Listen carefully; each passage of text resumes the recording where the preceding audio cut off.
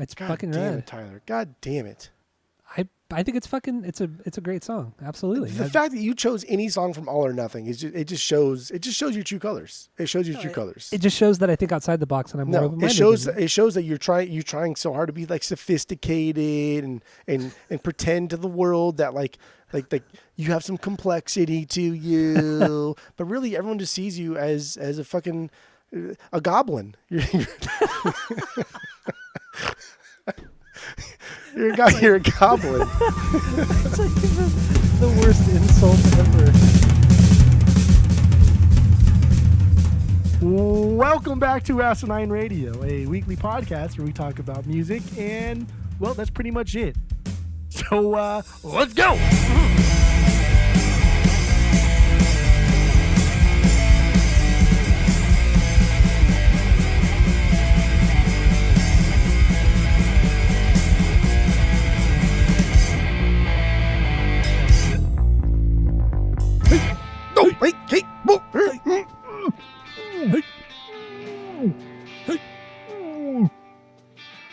This is Asinine Radio. This is the weekly music podcast where every week we get into a different artist, a different band, and a different record, and we break it down. We find out all the secrets about it, and we let you in on all those secrets. Mm-hmm. And we try to have a good time doing it. My name is Tyler, and way out there, hundreds of miles away, is Jeff. While you're listening, go to Apple Podcasts, Spotify, give us 5 stars on there. All the social media is at Asinine Radio. We have a Discord server. If you want to join that, hit us up. We'll send you the link. And we have a phone number you can call. Leave us a voicemail. Shoot us a text. That phone number is 503-893-5307. So get into that. And now that we have all the boring intros out of the way, what are we doing today, Jeff? We are doing Pennywise's album Straight Ahead. Now, Jeff, what is your what's your origin story with the Pennywises? Okay, go. All right. So, Stand By Me, their cover, that was that's the first Pennywise song I ever heard. And this was at a time when I was going to camp a lot. I mean, as I did. If you listen to this podcast, you know most of my early music comes from camp. And before I started playing the guitar, I was thinking about playing the guitar. I wanted to play the guitar. And so I was obsessed with like covers for like a while when I was like 12, 13. And this was a cover that I really liked, and it kind of pushed me to want to play the guitar. And so I heard the song numerous times, and then I realized that the same band who like my counselors are playing, and this was at the time of like Straight Ahead, like Alien and stuff. Like it was the same band. Because they sound different. Like they do sound fucking different. Yeah. Or like we just discussed in the rankings, the EP Pennywise does not sound really like LP Pennywise. They're like two fucking different bands. And so when I realized that they're the same band, this was already like the year 2000 at this point. Almost to the point where Land of the Free is coming out. And so I got Straight Ahead and Land of the Free pretty much at the same time. Yeah. I got them both from the Columbia House thing. They sent them both to me, but Straight Ahead just came sooner. I remember I got Straight Ahead just before I did Land of the Free. And so therefore, like that is what I gravitated towards more. But I listened to both of those records side by side just hundreds of times, honestly, over the years. But yeah, Stand By Me from the, I think it's the Wild Card, is it the Wild Card? Whatever EP it was. Yeah, I don't remember which one. The Stand By Me part. And honestly, like the Stand By Me thing was great. But what really got me on the cover is when he says, "Won't you fucking stand by me?" Like, as a child, as a 13-year-old child, like that is like I've heard "Stand by Me" so many times, but you've never heard him say "fucking" in there. I mean, that's cool stuff. It's so punk, bro. It is. It's so cool. It is so cool. I love it. I still love it. I still like to say, "Won't you fucking stand by me?" Like, I still like saying it like that. Even if I hear the regular version, I'll still throw a "fucking" in there. You got to. Yeah. So yeah, that's how I got into Pennywise, was through Stand By Me and wanting to play cover songs. Honestly, I think I wanted to play cover songs because there was some girl I liked at some point. That's really why I started playing the guitar, was because I wanted to just impress people. But I guess that's like everybody, right? Yeah, that's true. That's kind of why you do it. It's no different To show off. than yeah, Eddie Van Halen doing that shit. Yeah, true. Not doing it for his health. That's he probably was. He was Because he's, yeah, he's dead now. he's definitely not doing this for his health. No. Too All soon. right. So my origin story is fuck authority. That was the first time I ever heard them. I heard that on the radio on K-Rock, local radio station here, and I thought, oh my god, this is so cool. They say fuck. They say fuck authority. Like, what the fuck is this? What the fuck is this? But of course they censored it. But we all knew what he was saying. And yeah, I remember I recorded it onto a little cassette tape, because that's what I was still doing at the time. And then eventually I burned it on a CD because I realized cassettes are fucking lame. And yeah, and then I went to Best Buy and got Land of the Free. And then I think and then like a week later I went back to Best Buy and got Straight Ahead. And much like you, these two records I played the hell out of in high school, especially like the first couple of years of high school. I listened to a lot of Pennywise, and just really dug it. And I mean, I never liked it as much as, say, Guttermouth and Offspring and stuff like that, but it was just always there, and it was just like a nice thing to kind of throw on the background, go for a walk, just fucking fuck around and listen to Pennywise. So that's my origin story. Nothing too deep. And then, but I never got into anything after this, after Land of the Free, or anything before Straight Ahead. I just didn't care enough. I just always figured, like, these two records sound so alike, the rest of the stuff probably sounds like it, and it's not enough for me to go listen to. So never did until years and years and years later. So Billions. Yeah, that's and my origin billions story. And billions. That's a good origin story. It's not that's bad. my origin story. I heard better. It's not the worst I've ever heard. I've heard a lot better. So then let's You're give our initial thoughts on Straight Ahead, and give out any stinkers if we have them, and then we'll start with Alien, because we already played it. So what do you got? That was a lot of like questions you were asking there.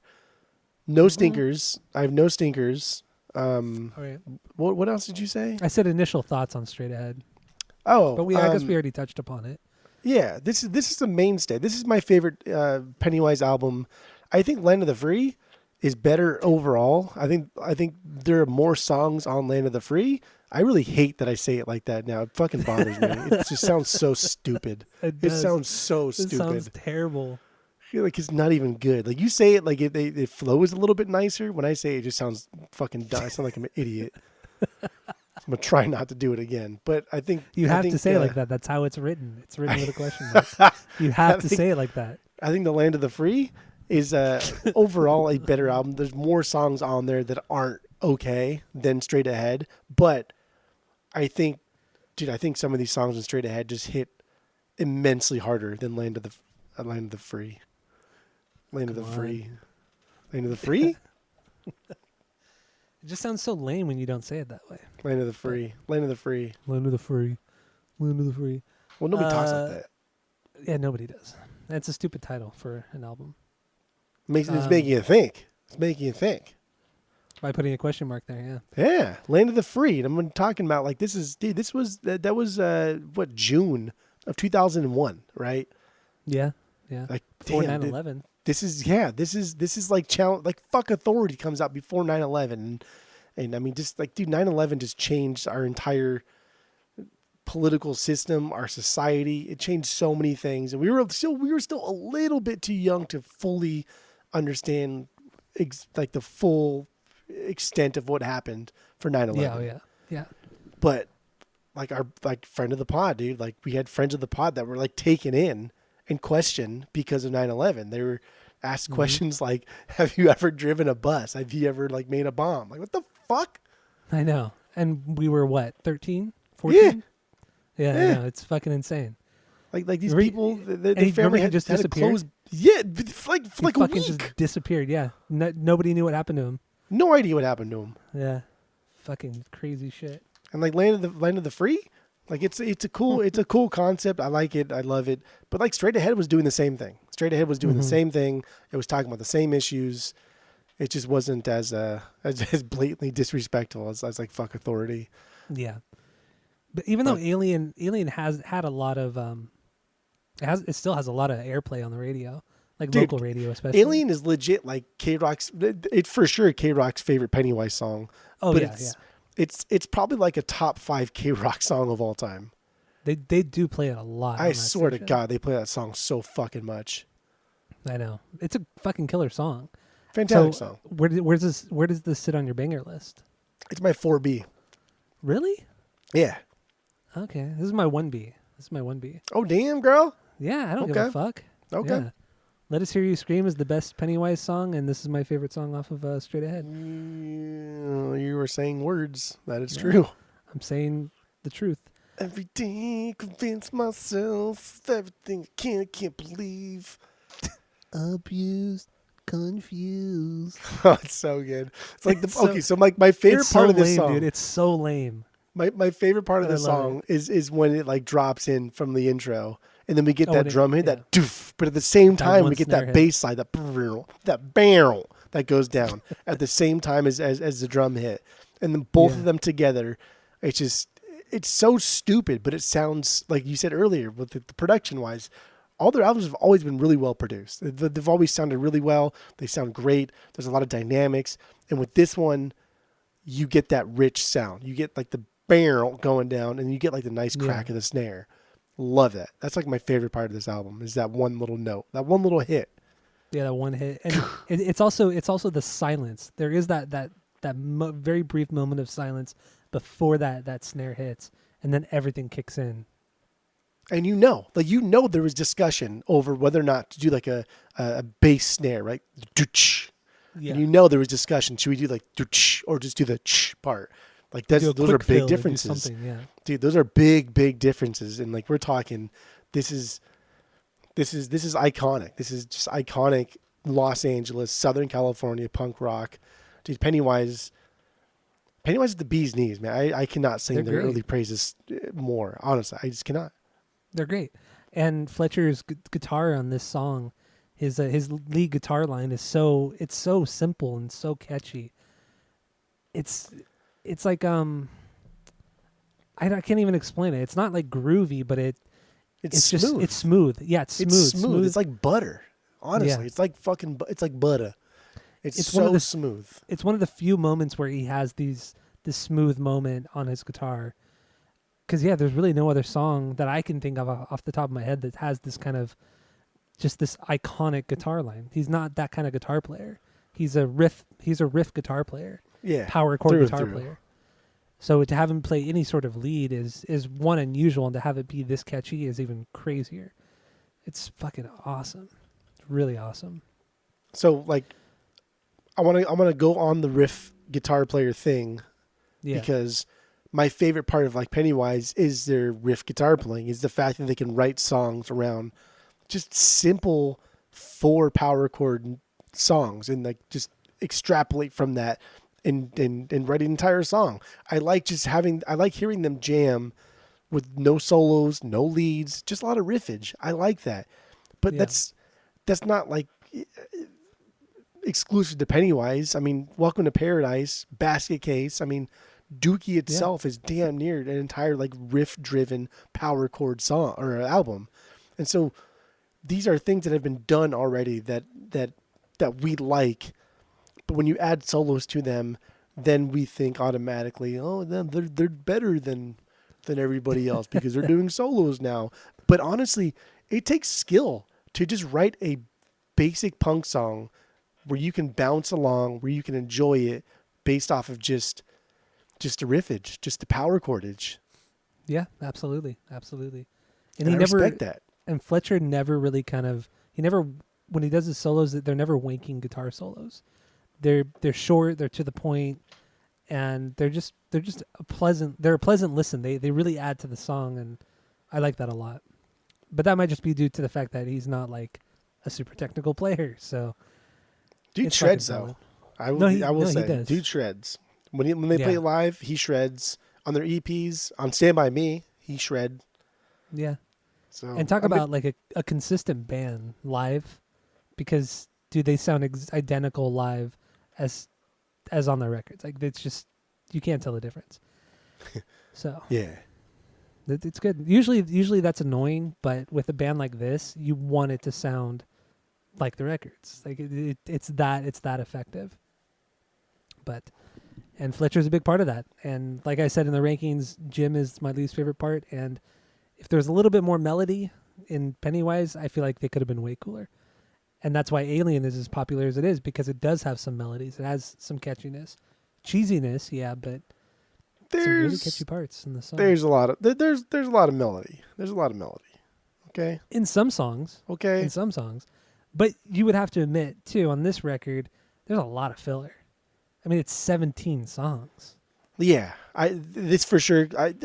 I would have liked for Pennywise from the beginning to just do 13 song albums through and through. Mm-hmm. Like that would have just been a cool shtick. Because the first album was like 14 songs, I think. Yeah. And so I think it would have just been cool to do 13 songs. I think 13 songs is fine.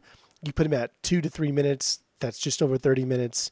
No big deal. 17 is too much. I think I have like 10 bangers. I think I have 10 bangers here. I have 10. Yeah, I have 10 bangers. And so the other 7 are like true okay songs. Some of them like teeter on the edge of being like a banger, but they're just not there. They're just not there.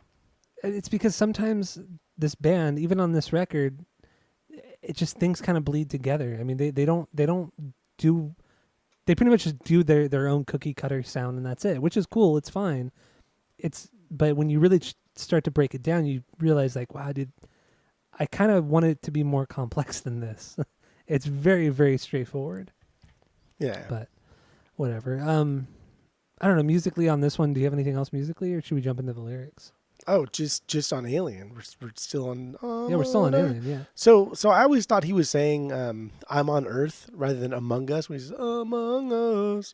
Until this week, like legit, I've always been singing "I'm on Earth" because it fits. It makes sense. It does fit. Yeah. But I never knew that he said "Among Us" until this week, so I thought that was funny. I'm still gonna say knew what he said. "I'm on Earth," but I don't care. I would just make a sound. I never knew what the words were. Oh, you just be like the "I'm on Earth." Yeah.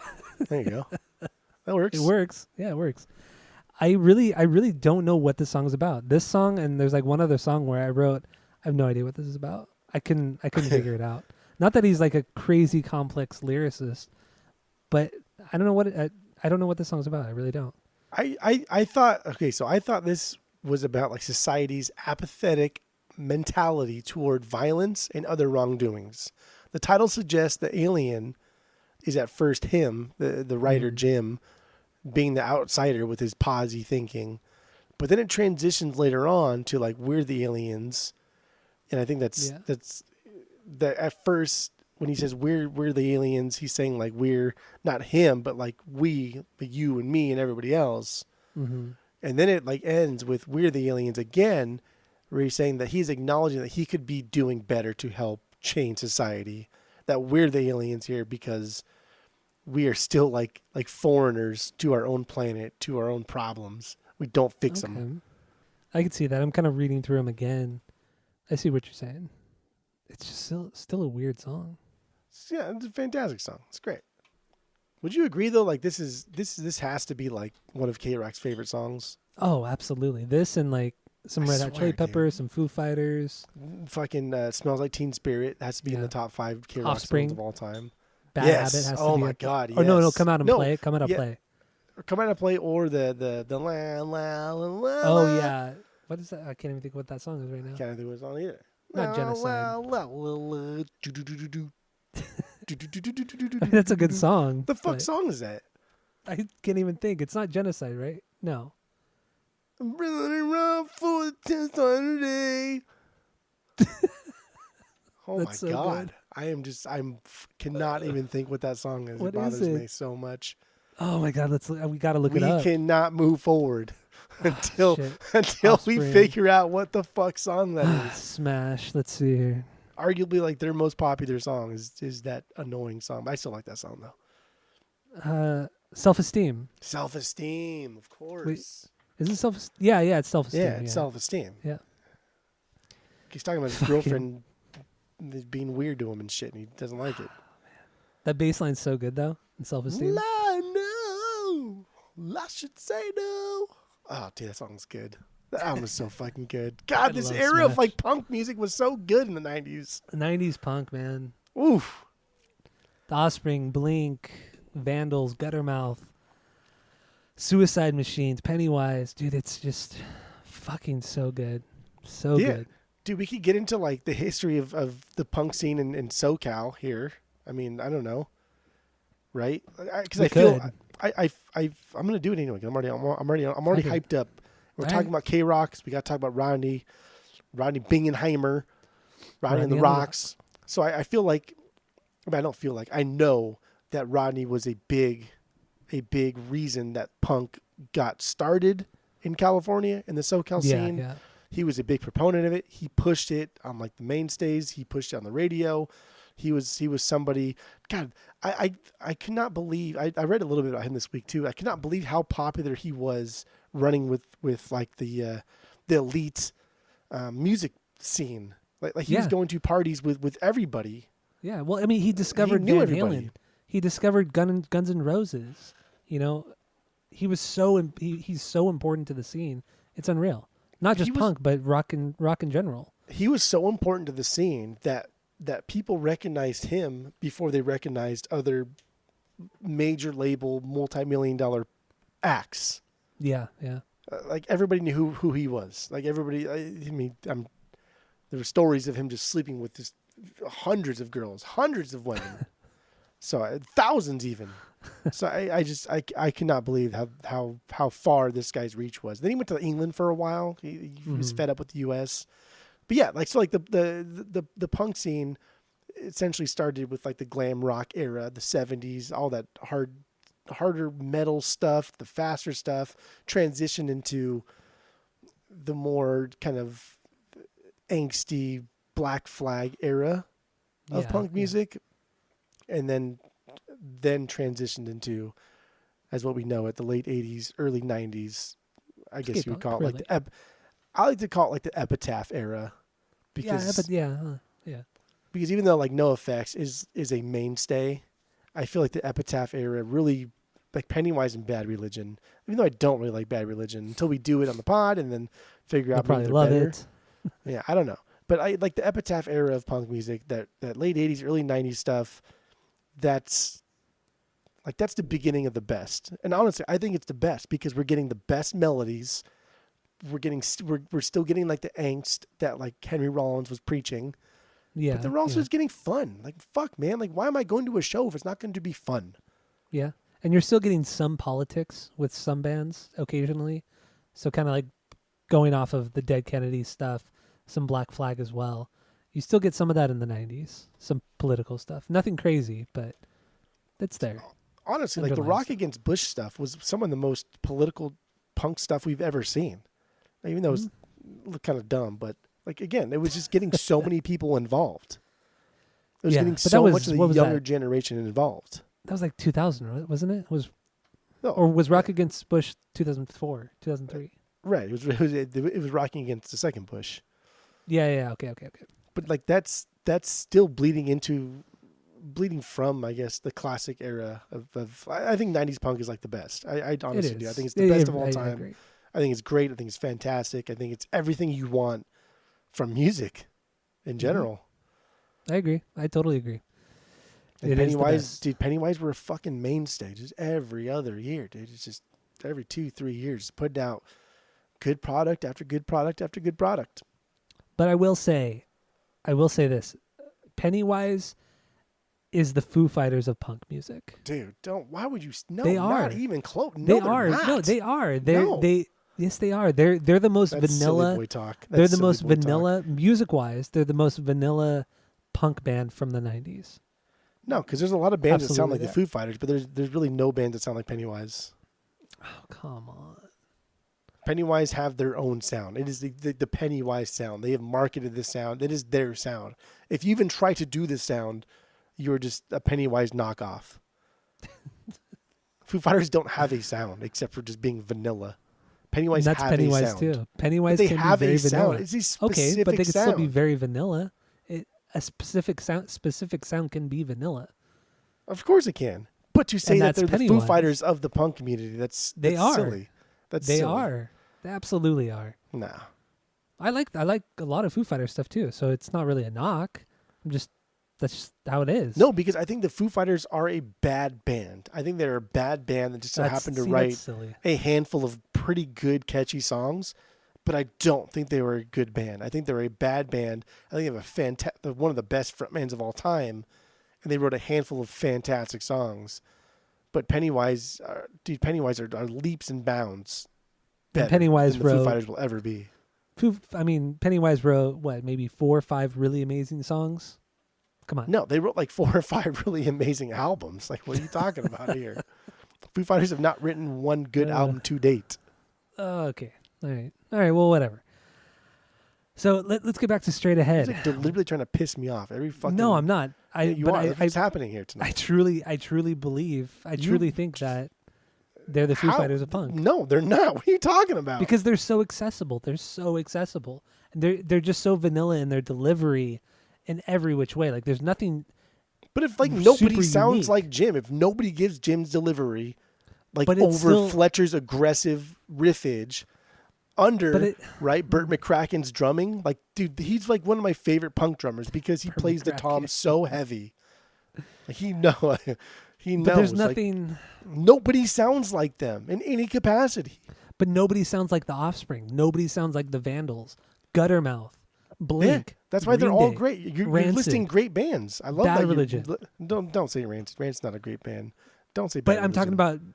about being unique, very unique sounding. Like they're extremely You didn't unique. mention the Foo Fighters though, because Foo Fighters don't have a unique iconic. They do sound. have a unique sound. Nobody It's not really sounds like unique. Dave Grohl. Nobody really sounds like Dave Grohl. Get the fuck out of here.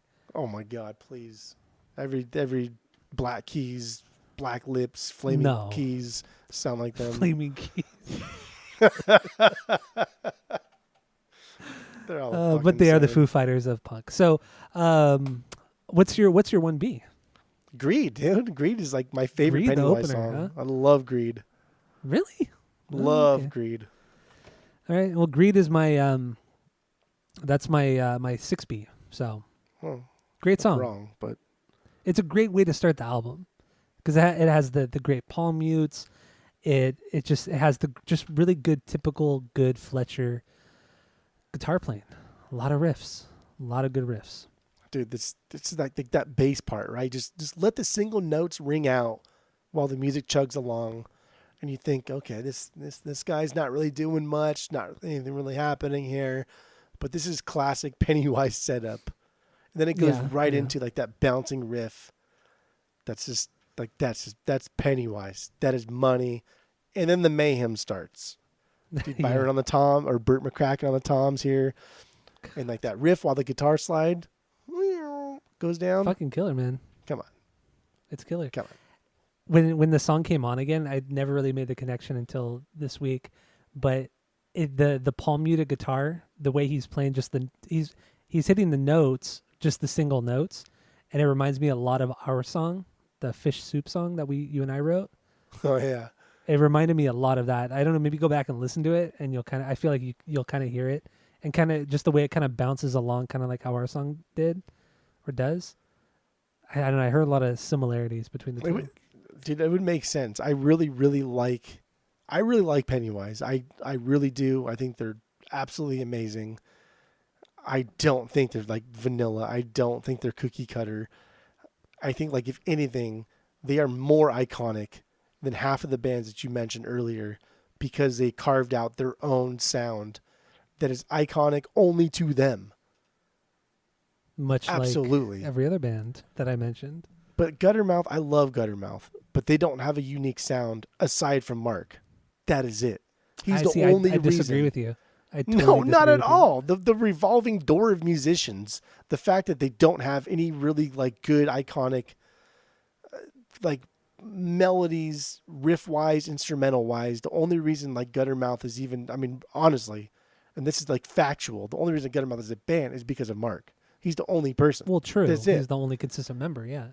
But album to album to album, I mean, much like Pennywise, there's not much difference. There's no difference in Guttermouth songs. They're all the fucking same. True, but when you listen to a Guttermouth record outside of a couple of the records, you can pretty much tell the difference between every song. You can tell when the song goes to the next. Nothing really bleeds together on the Guttermouth album. It's rare when that happens. Well, it's because they're like two minutes long, and there's fucking like 10 of them on an album. It doesn't matter. Silly. It It's doesn't silly. fucking matter. They're all the same. They're all the same. No.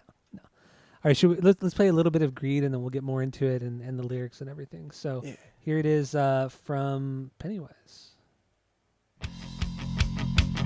Some good woes too. We got some good woes. Whoa, whoa, whoa! It's such a fast song. What a great opener. It's a great fucking song. It really is. It's so good. This is such an amazing song. This is just classic Penny. You take Jim's voice out entirely, you know this is Pennywise.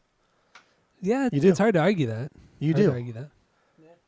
dude. And then like towards the end when Jim is just like reading fucking greedy shit, right? While the band provides like the backup vocals, corporate greed. Like, good God, that is so cool. That is just so fucking cool. It's also so cheesy at the same time. Grown It's like- fucking men, dude. I know. Unless you're doing it like in a sarcastic way or clever way, it just sounds so dorky. Like I've always said, the one guy who's always done it so well has been Jello Biafra.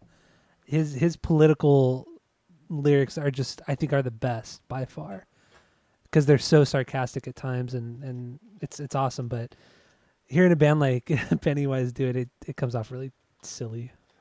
It's because he's so like hard staunch in his delivery and aggressive, but the lyrics they're not bad lyrics. They're not deep. Yeah, they're not. I was actually kind of expecting deeper lyrics, considering, a song like "Land of the Free," when you have a song like "Fuck Authority." I mean, I guess I should have known because that's a very, superficial kind of song lyrically, but. But there's even a way to kind of. More. There's a way to like dance around being direct, but also being just smart about it and being like a better lyricist. You can be direct and sing a song about fucking authority.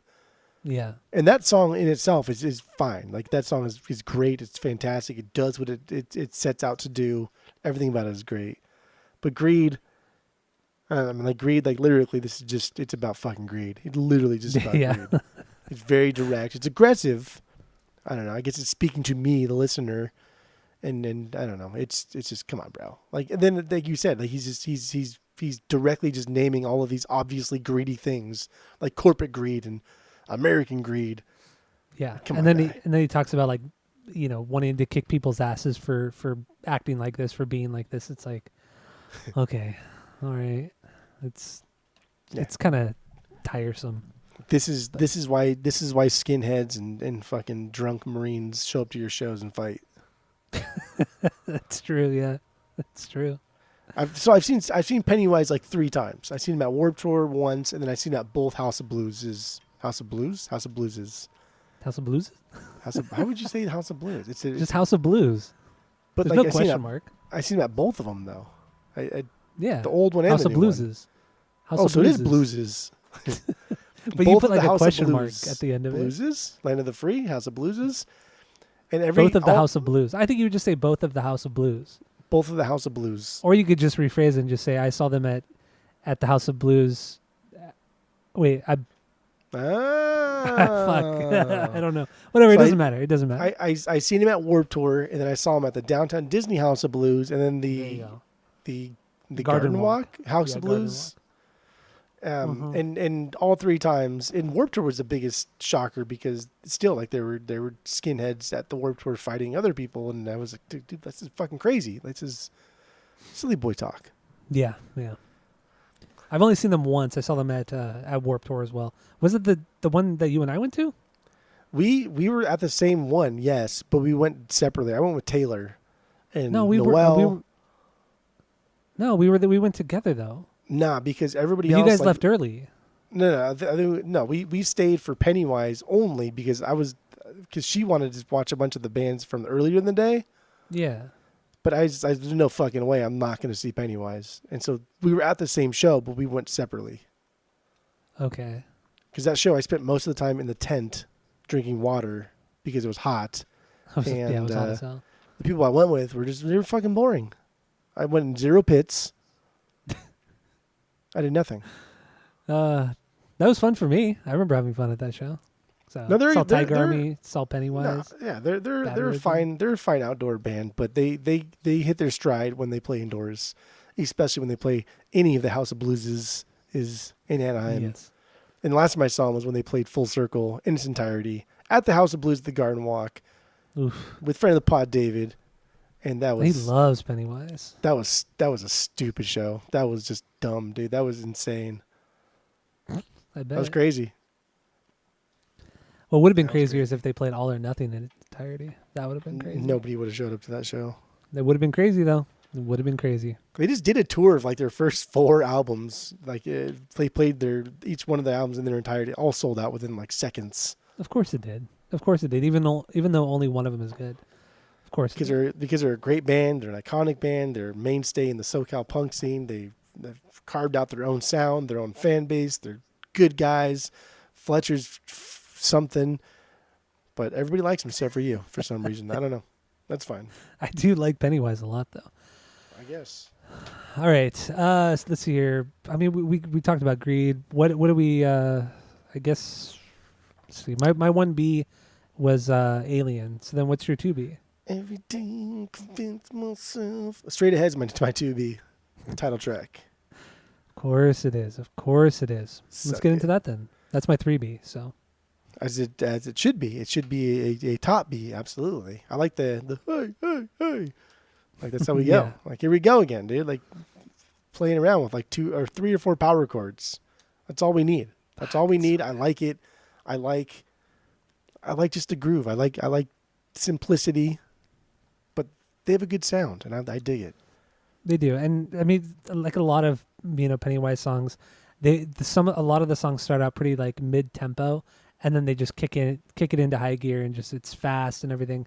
And then they'll kind of slow it down. They kind of go back and forth. It's typical cookie cutter Pennywise. And this is one of those. But it's fucking good. And the woes in the chorus are fucking awesome. The gang vocals, like you said, I think it's fantastic. The cool guitar solo is awesome.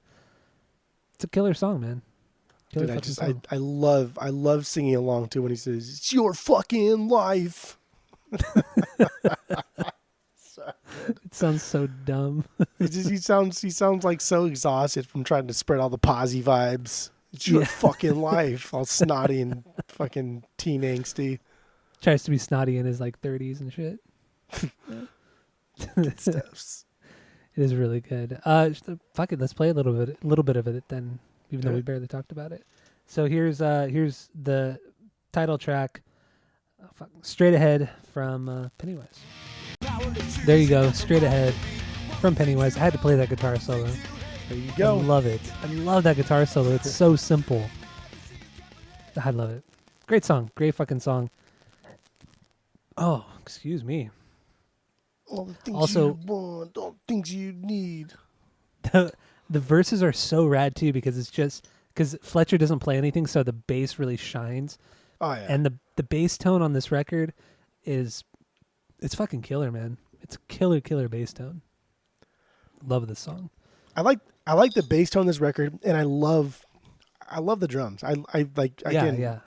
He's like one of my favorite punk drummers because of his like tom usage, and especially in like Greed. Like Greed, you really hear that boop boop boop boop boop boop. Yeah. Like that's something that's kind of like unique and iconic to Pennywise. He does it so goddamn much, and he throws it in so many places that you don't even realize that he's doing it until it's already like 2 minutes in.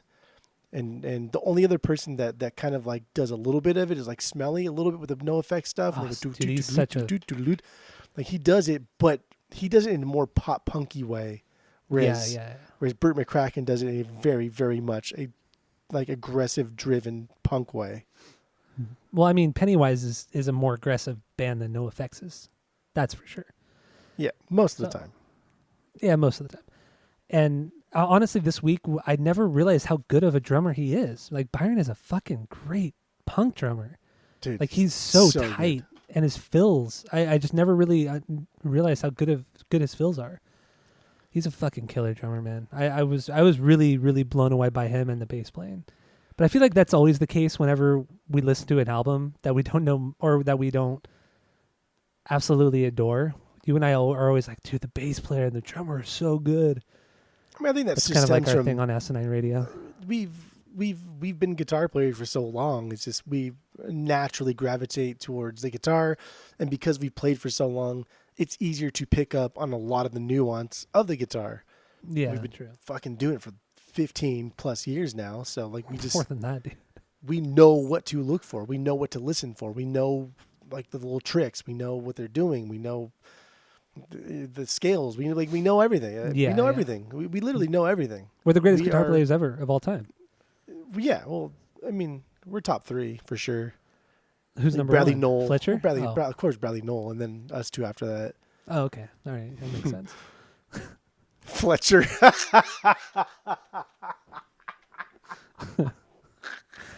All right. So, so dude. do you want to jump into the lyrics on this one? It's your fucking life. I don't know. This was. I don't know. He's just taking the aggressive approach to telling us we can do whatever we want in life. Like it's a very power of positive thinking thing. Whatever you want to do, you can do it. Just believe in yourself. I think that's the Okay. message. But I think he's Yeah. just doing it and like it's your fucking life. Okay. I took a little bit more of a negative approach on this one. Like I kind of viewed this as him calling out a person who just blames their problems on everybody else and doesn't take responsibility for themselves. And it's him calling them out saying, you know, you need to change yourself because you're the problem, not everybody else. You need to change your outlook, be more positive. Like him being negative is him saying that this other person needs to be more positive. So that's what I got lyrically on this one. So like we both think it's kind of like a tough love thing. Anyway. Yeah. Absolutely. Because I don't think anything on this album is anything but just posy vibes. I agree. I think there's only like, from what I remember right now, there's maybe 2 songs that are actually about like a breakup with a girl. I thought there was just one, but I'll be fucking damned if there was another one. I think only one of them was a banger for me, but the other one was just a filler song. Oh. Because there are filler songs. There's 17 songs. So there are some fillers. But I don't know. Do we have anything else on Straight Ahead? Nah, no, that's it. All right. So my 3B, wait, we already did my 3. No, my 3B is Victim of Reality. Victim of reality. No, that's Okay. my 2B. I'm sorry. That's my 2B. That's your 2B. I apologize. We're on my 2B. I was confused. Yes, 2B, right. Victim of Reality. This is a single, right? Yeah, Yeah. because I feel like I've heard it. I used to hear it on K-Rock all the time. But yeah, no, this is just like a bouncy punk song. It starts out with just like, you know, the bass and snare drum. Dude, it's so good. And then the guitar and bass come in. It's just a fucking killer intro to just get you pumped up. Let's take a ride. Like that's how. That's how you start the song. Yeah. Like. That's it. And the way they sing, the way he sings "Victim of Reality" too, it's such a fun sing along way he does it. And then the pick slide back in, oh, it's so good. I thought you would have love it. hated this song because he actually tries to sing here, and he's I like know, stretching I know. his vocals. It's kind of He cute. is. Good job, Jim. He You did tries. He tries sometimes. I can't believe this is actually a single. I mean, it is poppy, but like you said, his vocals aren't top notch. This is But- not Pennywise sounding in the beginning. No, not at all. But it's damn, dude, it's so good. It's, Yeah, this is one of the more pop punk songs on the whole record. Yeah, I love the riff pattern. Fletcher and Randy, like they note match at some point, and it's so dope. It's so good. Yeah, And this is a good shout along song to sing along to. Another classic because it follows that formula. It's good bouncy shit. It's just this is Pennywise formula. it really is. Where does this sit for as a banger for you? This is my 7B. Dude, another low banger. This is Alien my was low 7B. too. Alien was 4.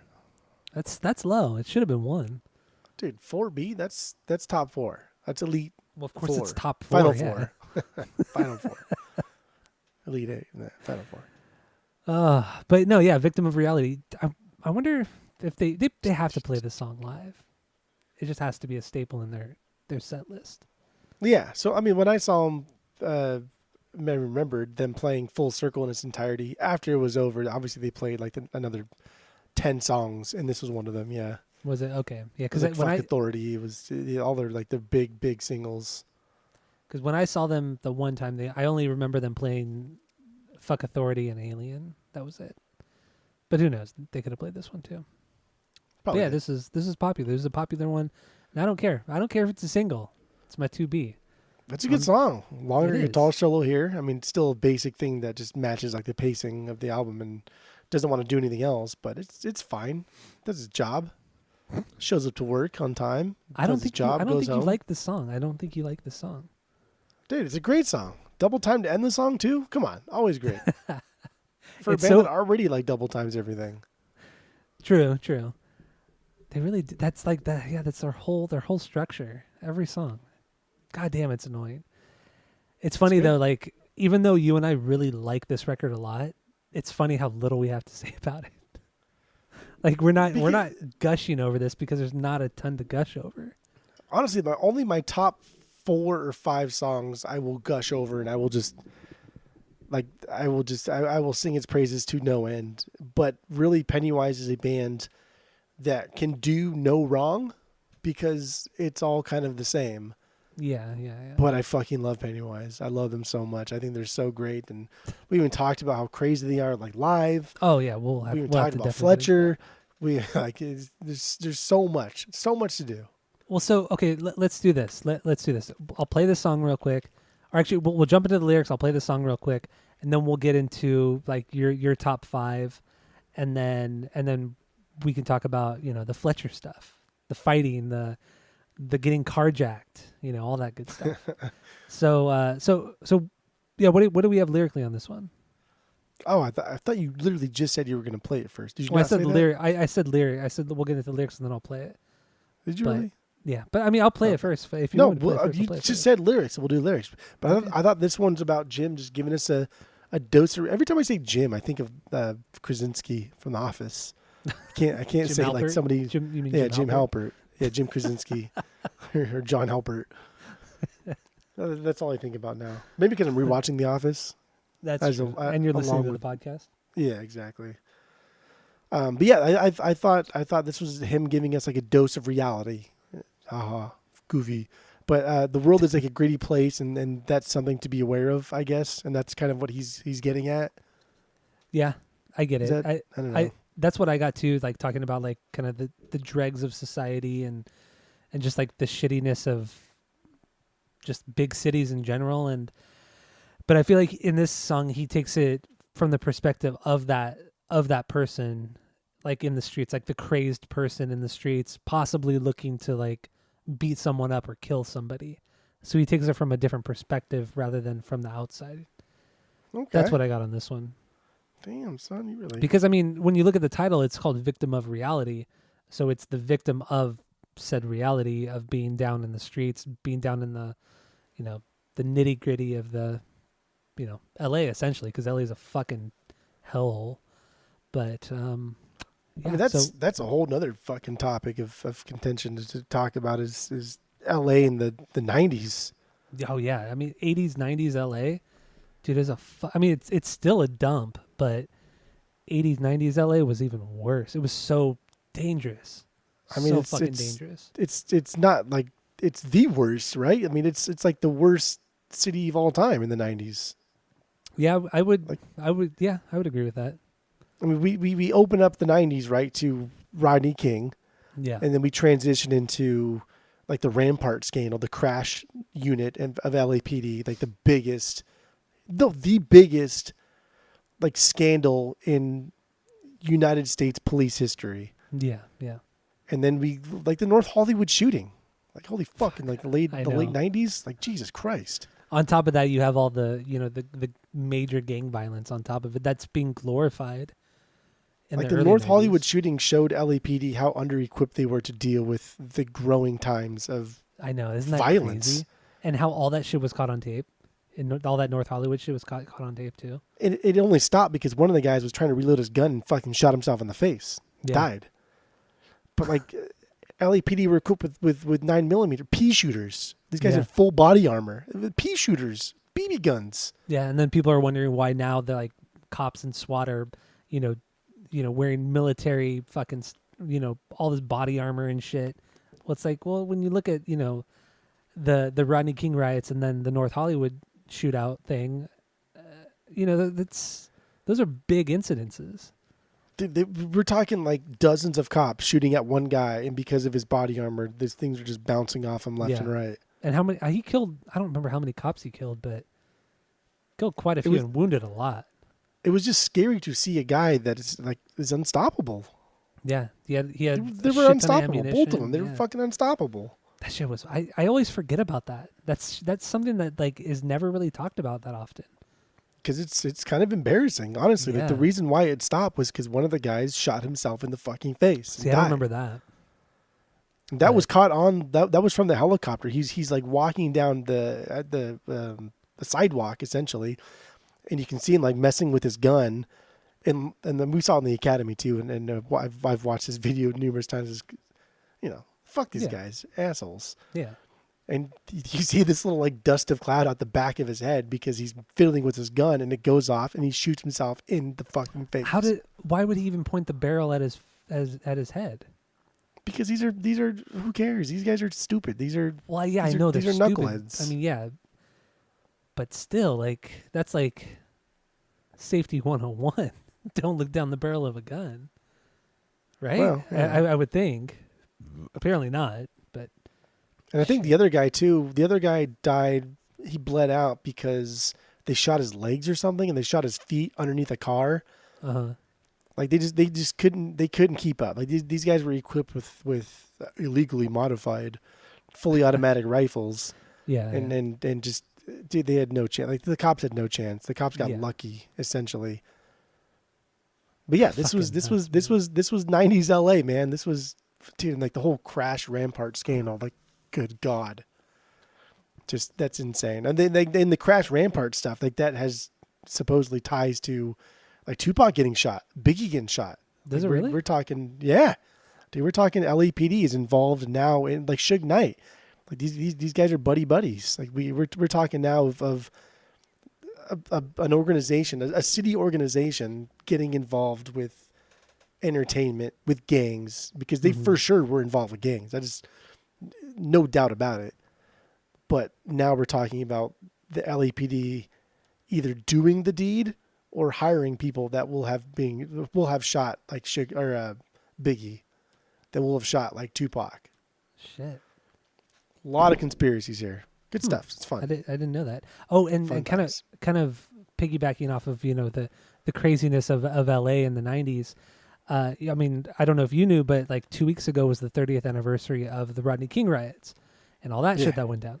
And there's this guy I listened to on the radio, or I podcast him, and he's been in a few wars over the decades, and he was also part of the Rodney King riots. He was part of the military or the National Guard at the time, and he was part of that. And so he was at the riots, and he was talking about on the radio show that when everybody showed up to go, be dispatched out or whatever was sent out, they were only given two magazines of ammo, and each magazine wasn't even fully filled. I think it was like maybe the magazines held 16 bullets, but I think it was only like filled. Each one of them was only filled with 8.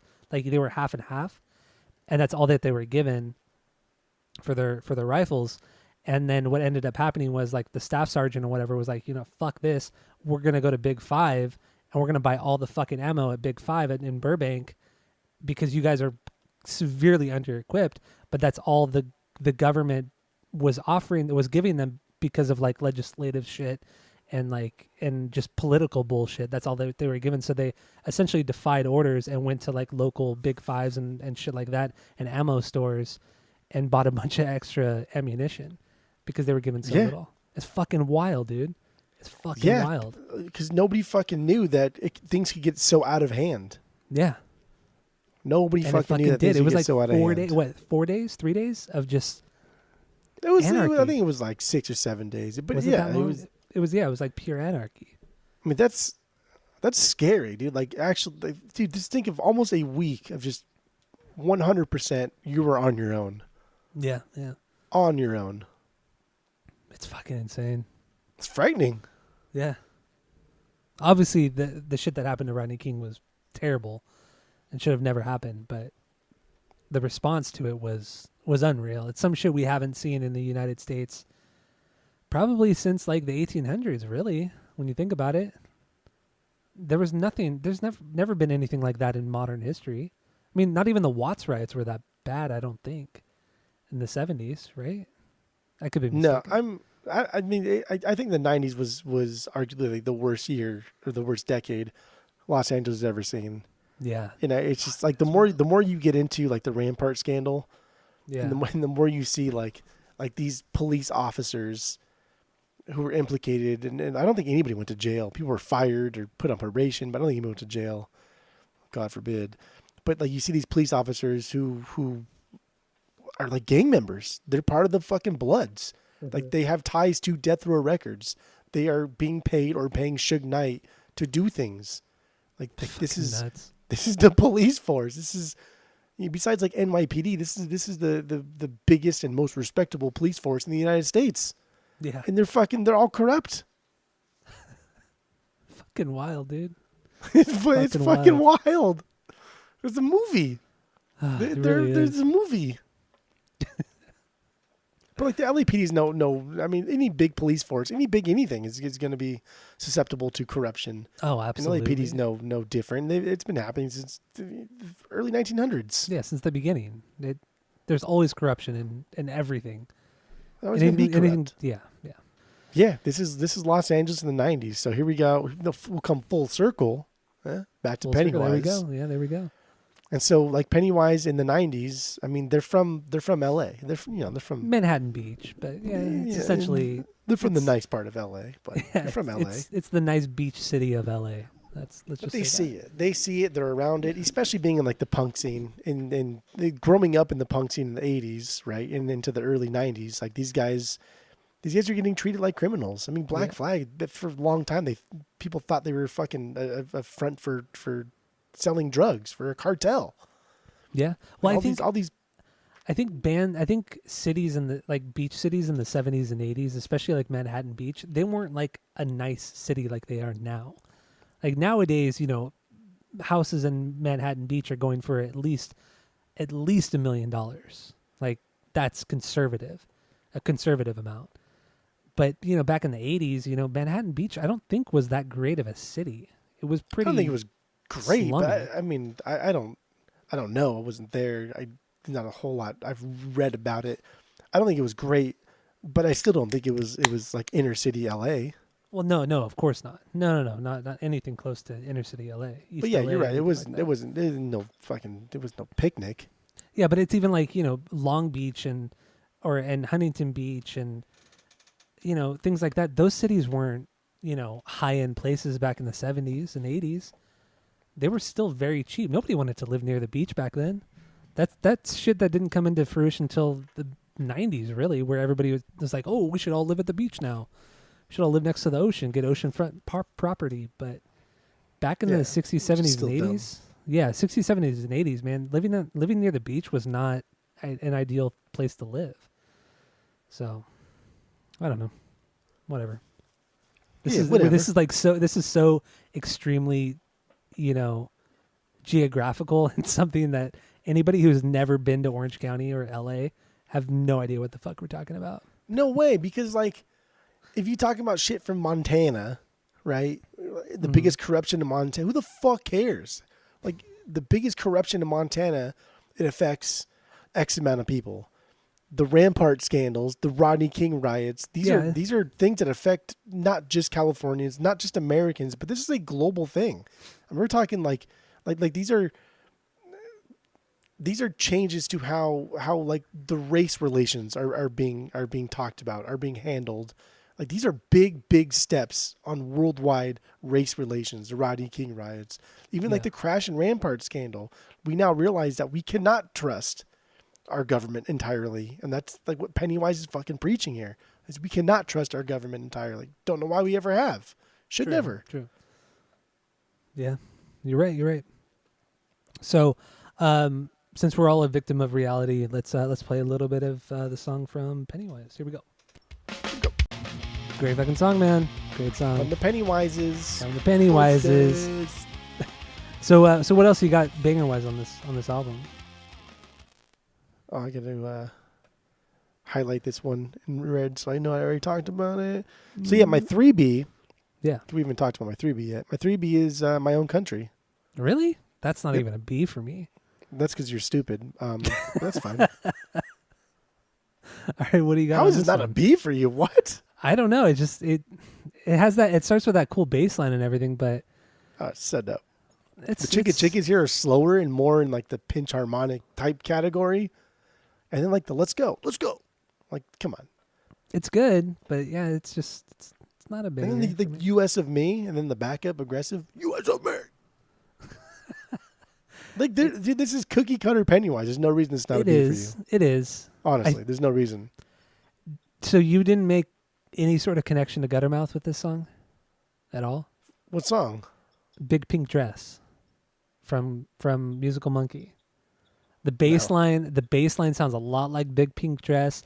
Kind of the cadence of the song, that dun dun dun dun dun dun dun. I mean, it's not identical, but there's a lot of like. I mean, I hear it now. Similarities. They're very similar.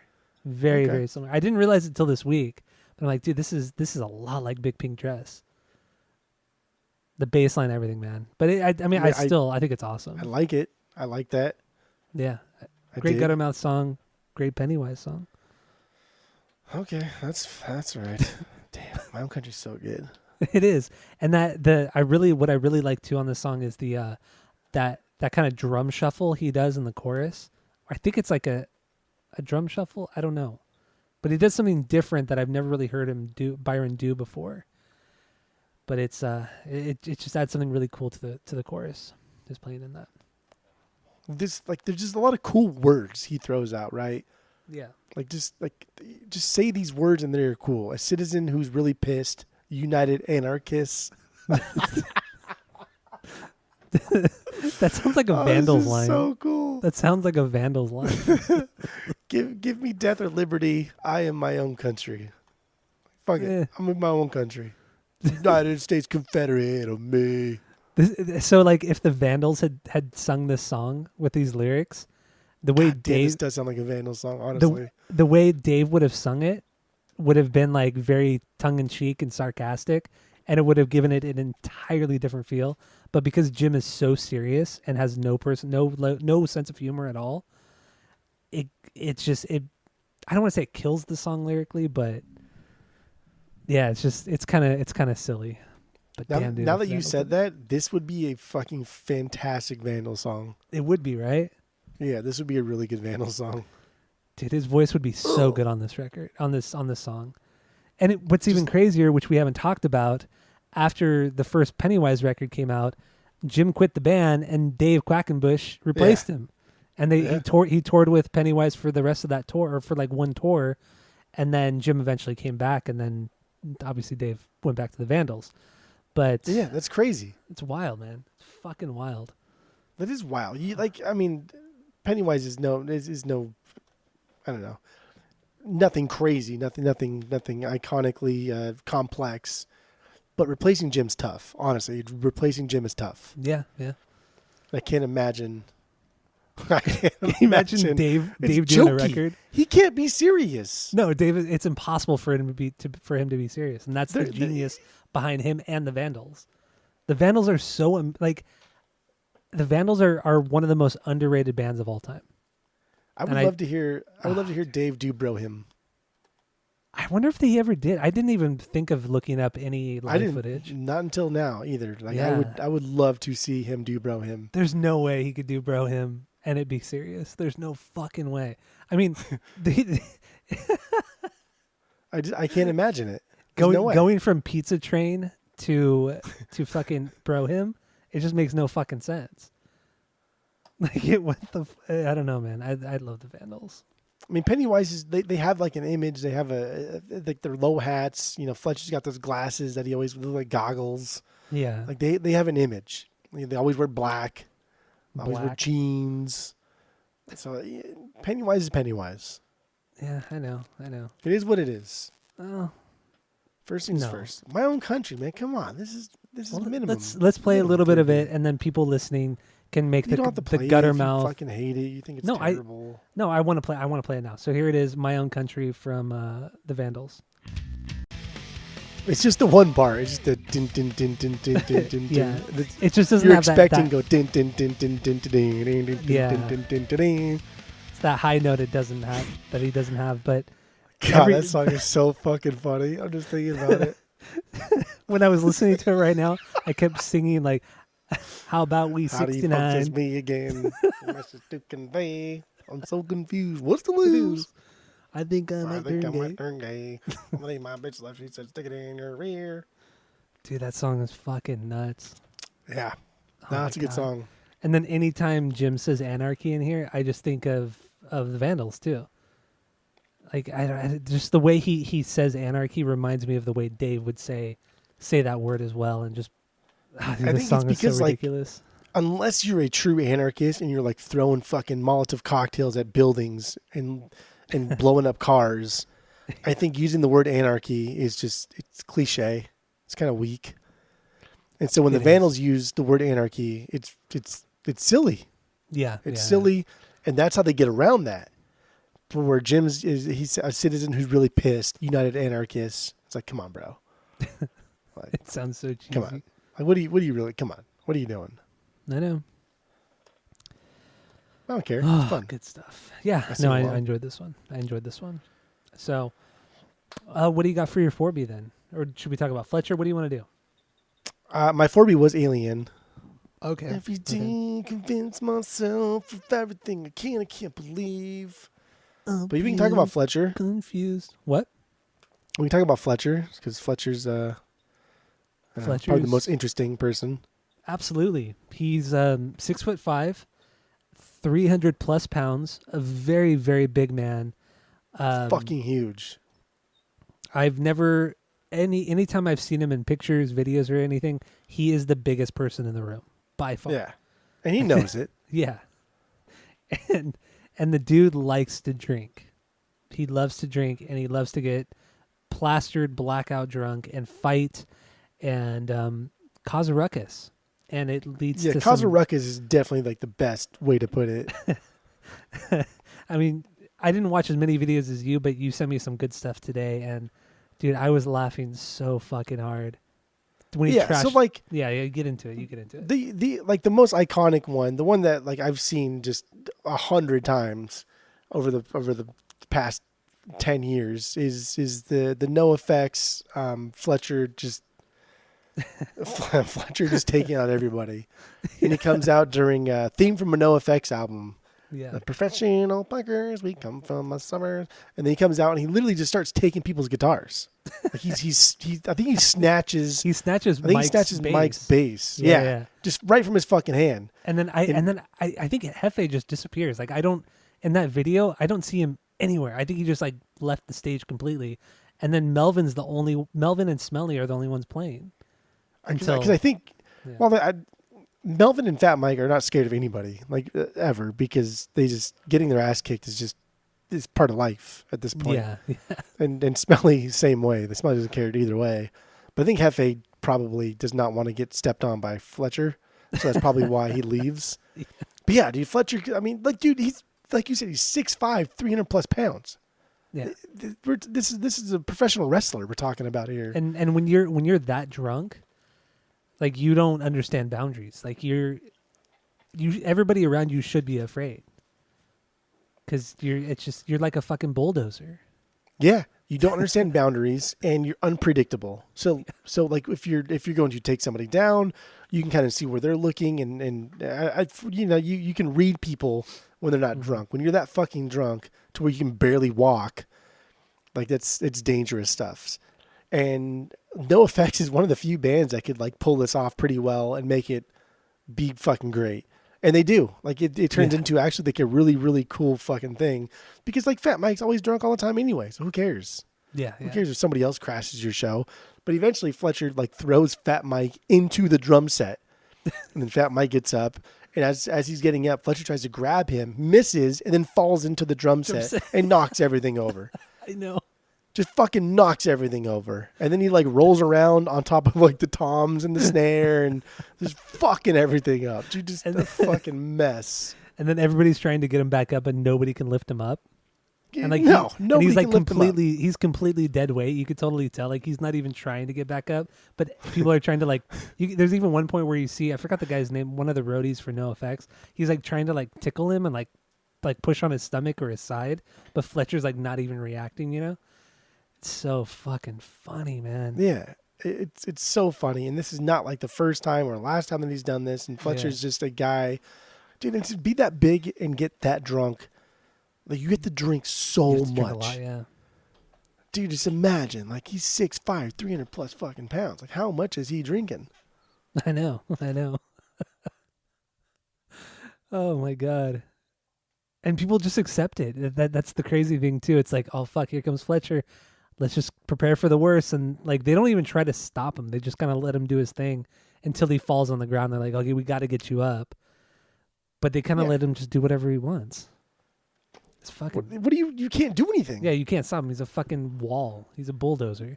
You hope that he's having a good time, and you hope that he doesn't want to fight somebody. Yeah, you just don't want to piss him off. You know, that's what it's like. It's like in Blazing Saddles when Mongo comes to town. Yeah, and then Gene Wilder tells the sheriff like, no, don't take your guns. That'll just make him mad. Yeah, he's gonna anger him, upset him. Yeah, he's like the Mongo of punk shows. Dude, Fletcher told this. I was watching a bunch of just interviews and stuff, and the Nardwuar thing that he did with Fletcher too. That was super fucking funny because there was a magazine. I don't know what the fuck it was. There was some magazine from the 90s, and Nardwuar pulled it up and said, "Hey, look at this is a magazine that says how to play punk rock music featuring Good Charlotte." And then Pennywise and like two other bands. And Fletcher just laughed and he said, so like, do you know how to play punk rock music? And he's like, I guess I know how to fucking play punk rock music. So Nardwuar gave him a little pin and it said, ask me how to play punk rock. And he put it on. He thought it was really funny. I'm like, that's so cool. Great. I that's love awesome. Nardwuar. I fucking But then I was love watching Nardwuar. this other one where Fletcher talked about when he was like 16 or 17, he was at a party and Henry Rollins was there. And Henry Rollins like thought Fletcher was talking shit or something. And mind you, when he's 16, 17, he's still like a 6'1", huge ass kid. Yeah. And so Henry Rollins like thought he did something to piss him off, Fletcher said. And next thing Fletcher knows, like Henry Rollins is on his back, like hitting him in the back of the head with a microphone. What the fuck? And of course, and then was Fletcher that a says, Black like, Flag show or? It was at some house party, he said. Oh, what the fuck? And Fletcher said he was so fucked up on mushrooms that he didn't really know what was going on. And so he kind of turned around, saw that it was Henry Rollins, and decided to jump out a window to avoid like all contact whatsoever. And then like this was like many, many decades later. And he says, so I owe Henry Rollins a punch in the mouth. Or he said, I owe Henry Rollins a punch, or I owe him a brawl or a punch in the face or something like that. Yeah. It's like, God damn, dude, this guy's just fucking all nuts, about like dude. the life. He's all about the life. Yeah. Straight up. And dude, because he is such a big guy too, like his guitars look so tiny on him. Like he's not like a really fat guy. He's just solid, a solid big guy. And dude, his guitars look like fucking toys when he plays them. But And then the Loveline incident. yes, the Love Line. Right? So you can go, I don't know how I got there, but I think I just followed the Wikipedia links. But you can go to the Loveline archive and listen to the entire like hour and 20-minute thing of Loveline. But they had Pennywise on Loveline. It was already kind of weird. I think it was just Jim and Fletcher, right? I don't think it was the whole band.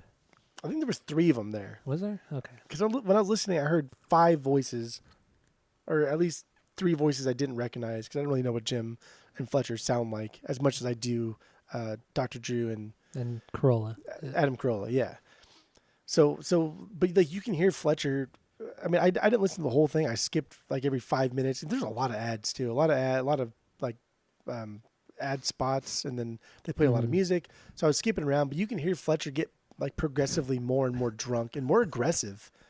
And it starts off as just kind of like a fun thing, but in the very beginning, like Adam Carolla talks about how like Fletcher is because Fletcher wasn't even in the room at the time of the introductions. He was in the bathroom, and they were like they were saying, "What do you think he's doing in the bathroom? Do you think he's like barfing up all the booze he's already drank? Do you think he's drinking more booze? Do you think he's taking drugs? Should we be worried? What's going on?"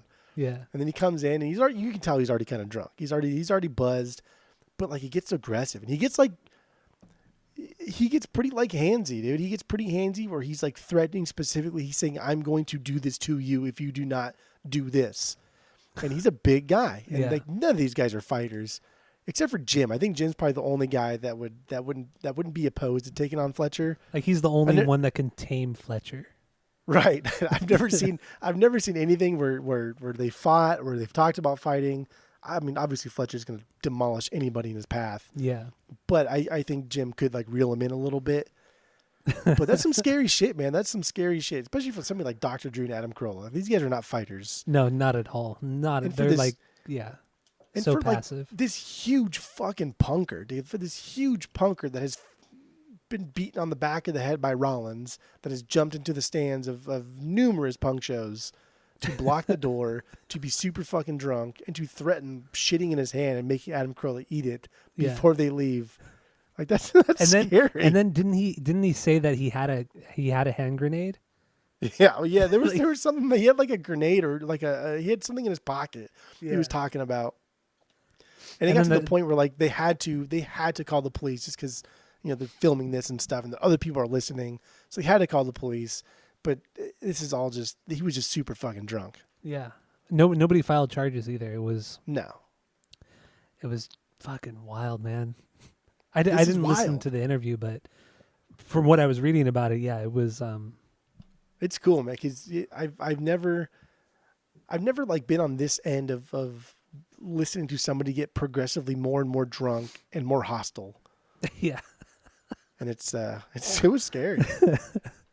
It's so funny huge. Too, because like people speak so highly of Fletcher. Like they're like, yeah, you don't want to fuck with him, but he's such a nice guy. Yeah, he's super nice. Yeah. And from everything I've heard too, like if you're friends with him, like he's got your back. Like you don't fuck with any of his friends because he will fucking beat the shit out of you. Which is like, dude. I mean, it's just like, I don't know.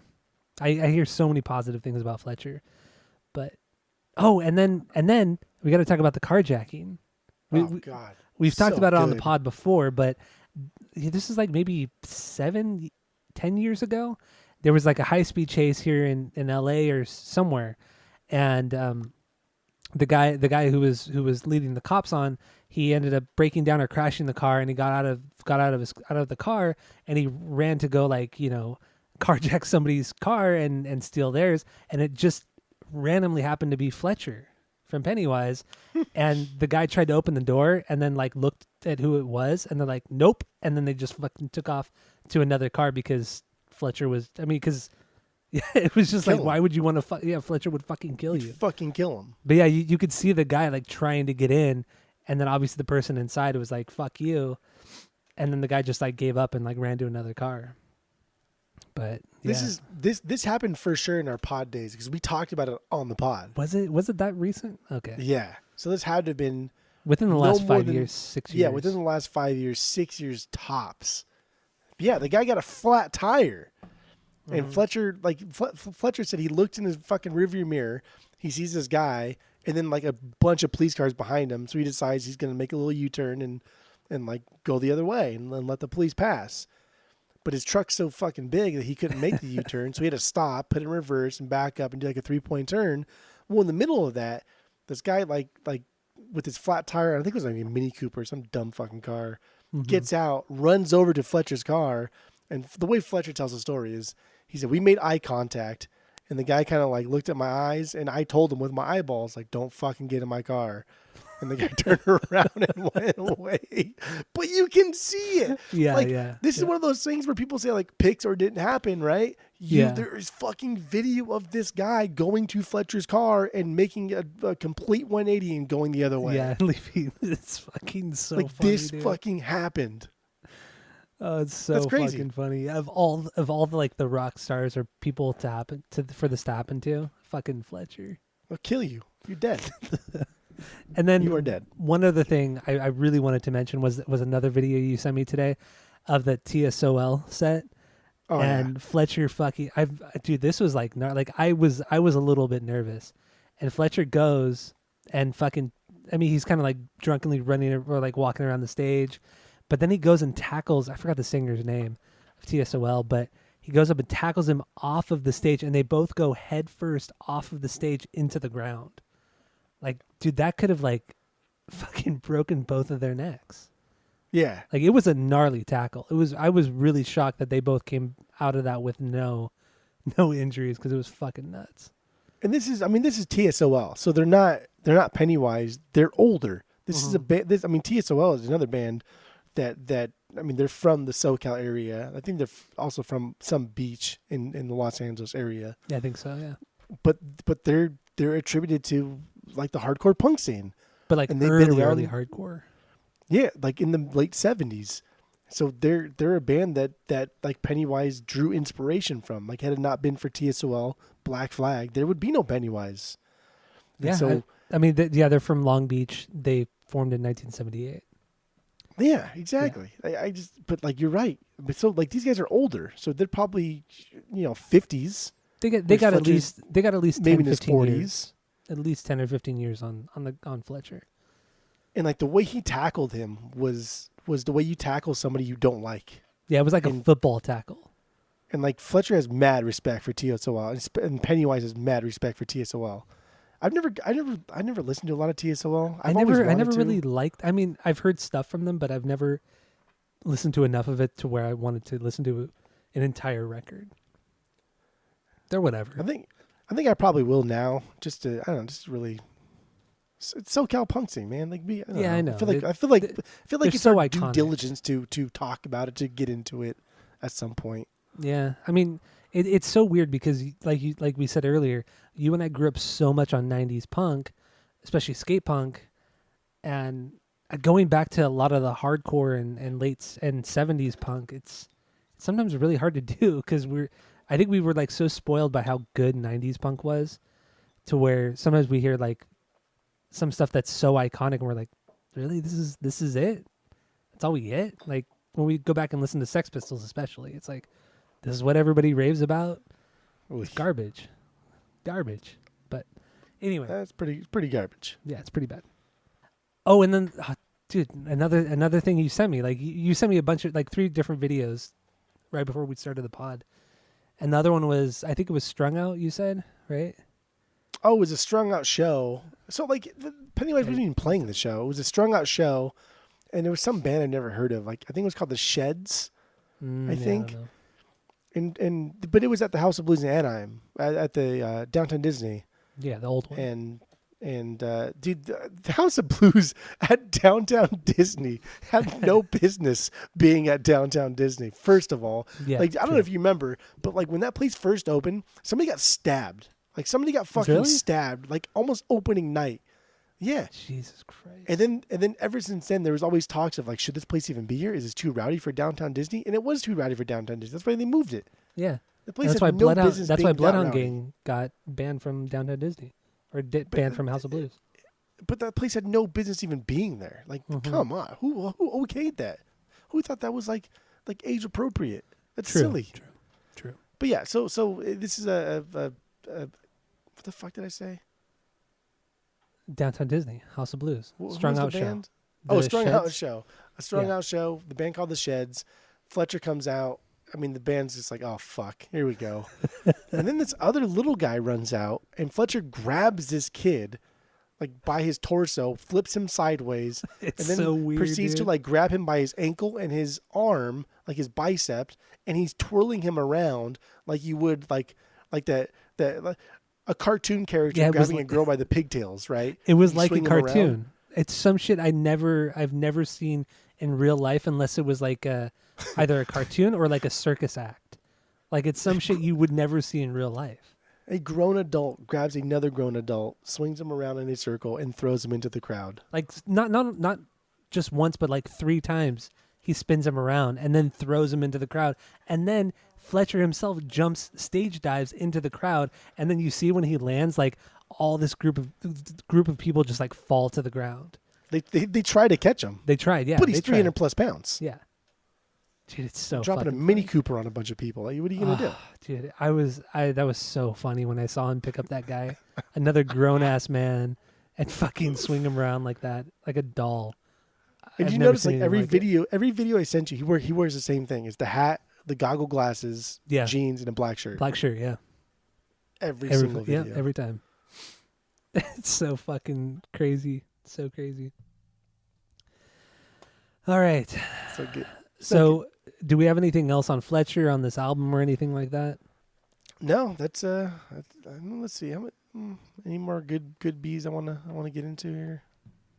I mean, there's some other good stuff, but I mean, you know, a lot of it's the same. It's good, it's great, but we're just like, I feel like we'd just be touching upon a lot of the same stuff. You're right. I mean, I have a lot of notes here, but nothing here is very like I need to talk about this. It's all just variations of the Pennywise formula. Yeah. It's like, oh, in this chorus they did what they did on they did what they did on the other verse, and it's like, yeah.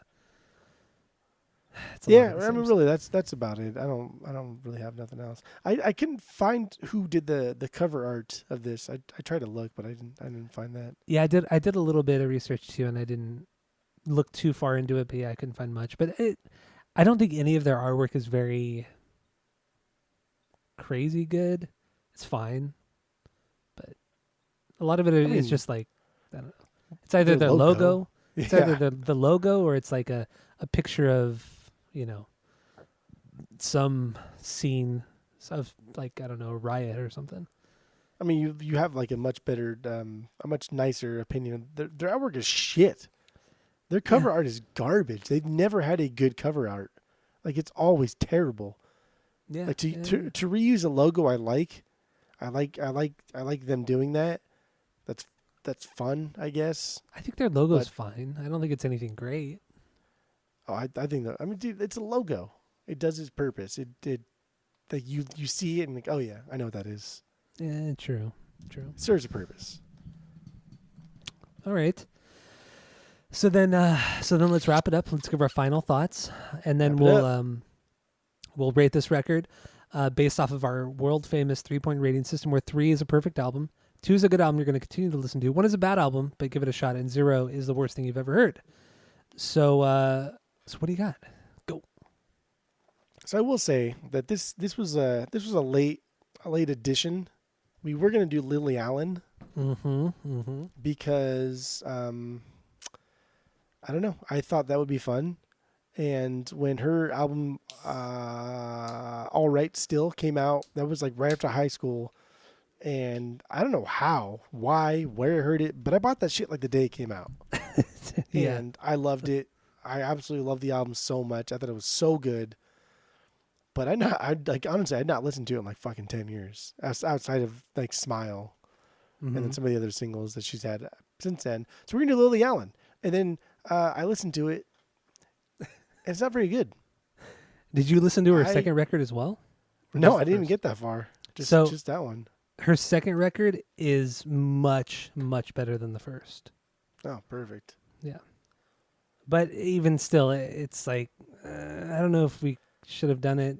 I'm kind of glad we didn't do it, but yeah, the second record because was like much the better first than one is very, very reggae focused, and like that's why I bought it when it came out, because like besides Smile, like everything is very, very kind of like reggae focused. It's pop for sure, first and foremost, but it's very reggae. There's a lot of R&B in there, and like that's why I gravitated towards it when it came out. But like listening to it this week was just like, dude, this is so processed. This is so. It was just boring. If they had like, I don't know, if it was a band like the Upsetters is backing Lily Allen doing this, like that is one thing. Yeah. But I'm sure there's a lot of live people doing these songs but it just sounds like it's all run through a computer, and I just didn't want to do it. Didn't care. So sorry, Lily Allen. Yeah, we were supposed to do We- it, but yeah. We skipped you. You got skipped.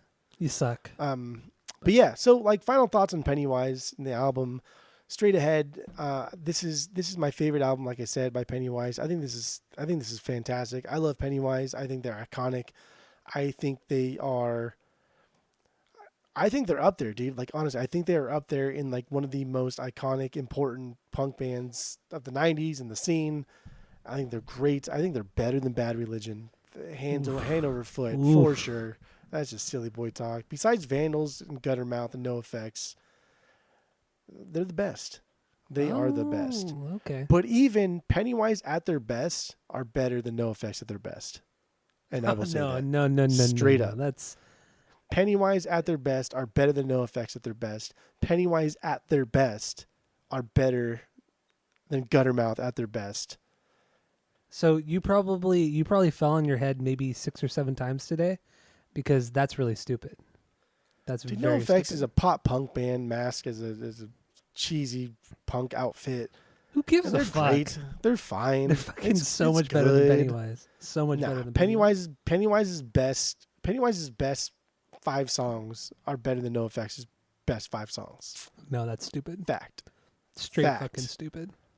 Anyway, They have I don't know, man. They have a nice spot in my heart, and I'll die for him. I will.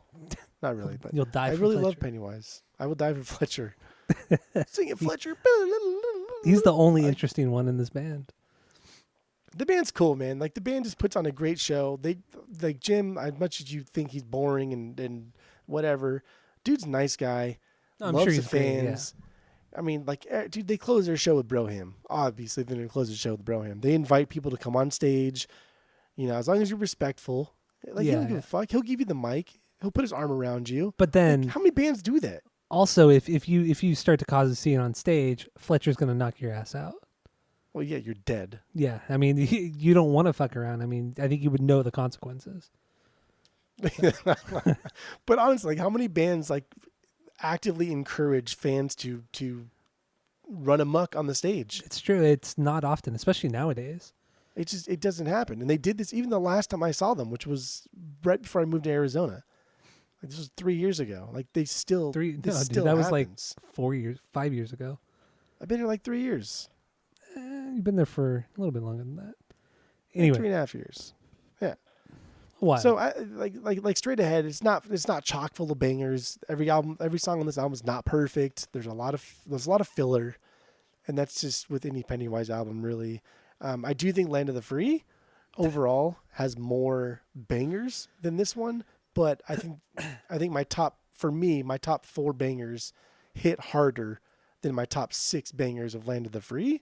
So that's why Straight Ahead is my favorite, and I just happened to get this one first on the CDs at the time, right before Land of the Free. So that's why I have it as number 1.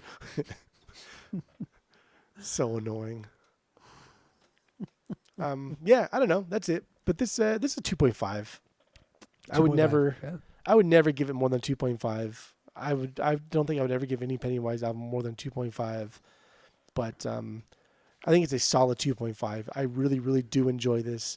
Even the filler songs, I will never change. If I listen, I do want to get this on the vinyls, and so I would never. expensive, I can't though. really. Yeah, well, yeah, dude, it's crazy because when we first started collecting, this was like a fucking $20 album. Was it really? Oh, that's I swear to you. so. The good thing about that is, you know, if it was $20 2 years ago, it's probably up for a repress sometime soon from Epitaph, because they repress a lot of shit. So it'll probably be up within the next year.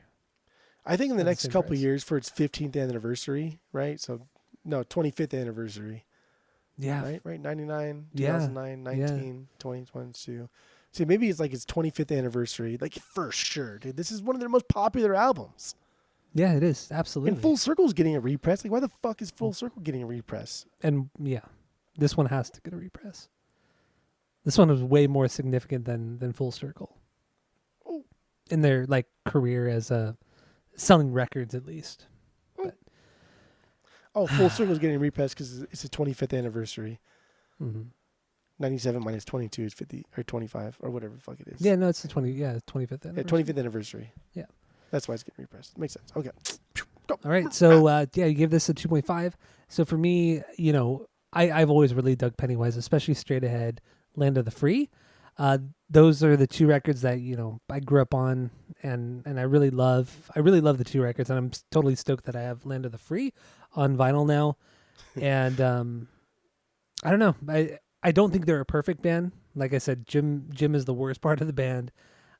I like some of his lyrics, but it can be very cheesy and silly at times. I don't know. I'm just gonna repeat what I'm saying over and over again. So, with that, I'm gonna have to give it Straight Ahead a 2.25. A 2.25 out of 3. Solid. Yeah. That's fair, right? Yeah. Like it's enjoyable. You'll listen again. Yeah. So Land of the Free, Straight Ahead, I'll give it 2.25. 1988 comp, I'll give it 2.5. Fair, right? I guess. I mean, I guess it's fair. Nothing's a perfect 3 in Pennywise land. No. But 1988 is perfect better. 3. What? Brohim is a perfect 3. No, it's not. It's like a 2.75. It's 2.75. Dude, that's stupid. Come on. Like I said, Pennywise, there's nothing perfect about Pennywise. Not even Brohim. Well, Fletcher. Well, what about Fletcher's okay. onstage drunken antics? I take that back. Fletcher is 3 out of 3. There we go, baby. He is a 3 out of 3. You're saying there's a chance. I'm saying there's a chance. Yes, a 3 out of 3. So Pennywise got a 3 out of 3, and we're good to go. Yes, we are. So thank you all for listening to the podcast. Keep listening. Tell all your friends and family how great we are, because we really are the best podcasting people in the whole world. So, yeah, give us 5 stars. Go do that. To my head. And that's it. That's all. A bit of cracking. Give Cracker Bishop.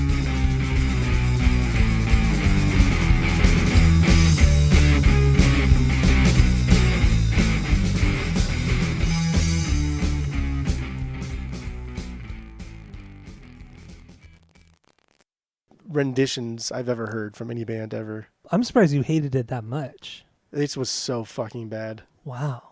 Because, I mean, you love the real song, the actual song. I don't love it. I think it's good. You do. You just say that you don't just to get a reaction out of me. Come on, my guy. Like, if you... Brohim. Who doesn't like Brohim? I like Brohim. This is so good. You're so fucking... Oh, I like Brohim. Your brain is poo. It's all pooed up. To think that anything from All or Nothing is better than Brohim. That's just insanity. Absolute linsanity. It is. Yeah. It's linsanity. It's God fucking damn rad. it, Tyler. God damn it. I think it's fucking it's a great song. Absolutely. The fact that you chose any song from All or Nothing is just, it just shows your true colors. It shows your true colors. It just shows that I think outside the box and I'm more open-minded. It shows that you're trying so hard to be like sophisticated and pretend to the world that like you have some complexity to you. But really everyone just sees you as a fucking a goblin. You're a goblin. It's like the worst insult ever. That's all I could think. That's all. It's like the most childish. Off the cuff. That's all I could think of. You're a fucking goblin. Come out fighting, and of course, Brohim. Of course, Brohim. I mean, come on. You're just straight. You're a straight silly boy. You're a straight silly boy. If you think that anything from All or Nothing is better than Brohim, you legit think a song from All or Nothing is better than Brohim. That's what you said. That is correct. That is stupid. Yes. That's what that is. No, it's called being smart. All right. Yeah, so that's number 4 is that's what that's called, yes. Goblin. You are. Fucking goblin. Oy. Oh my god. So yeah, Pennywise is my number 4. So what do you got for number 3? Yeah, this is a mainstay. This is my favorite Pennywise album. I think Land of the Free is better overall. I think there are more songs on Land of the Free. I really hate that I say it like that now. It fucking bothers me. It just sounds so stupid. It sounds so stupid. It sounds terrible. feel like it's not even good. Like you say it, like it flows a little bit nicer. When I say it, it just sounds fucking dumb. I sound like I'm an idiot. I'm gonna try not to do it again. But I think You have to say it like that. That's how it's written. It's written with a question mark. You have to say it like that. I think the land of the free. Every day, convince myself everything I can't believe. Abused, confused. Oh, it's so good. It's like It's okay. So my favorite it's part so of this lame, song. dude. It's so lame. Come out to play or the la la la la. Oh yeah. What is that? I can't even think what that song is right now. Can't think what it's on either. Not Genocide. Genocide. That's a good song. The fuck but song is that? I can't even think. It's not Genocide, right? No. I'm running around for the 10th time today. They do have a unique sound. Nobody It's not really sounds like unique. Dave Grohl. Nobody really sounds like Dave Grohl. Get the fuck out of here. Oh my god, please! Every black keys, black lips, flaming No. keys sound like them. Flaming keys. We know what to look for. We know what to listen for. We know like the little tricks. We know what they're doing. We know the scales. We know everything. Yeah, we know yeah. everything. We literally know everything. We're the greatest We guitar are- players ever of all time. Yeah. Well, I mean, we're top 3 for sure. Who's number Bradley one? Knoll, Fletcher? Well, Bradley, Oh. of course, Bradley Knoll, and then us 2 after that. Oh, okay. All right. That makes sense. Fletcher.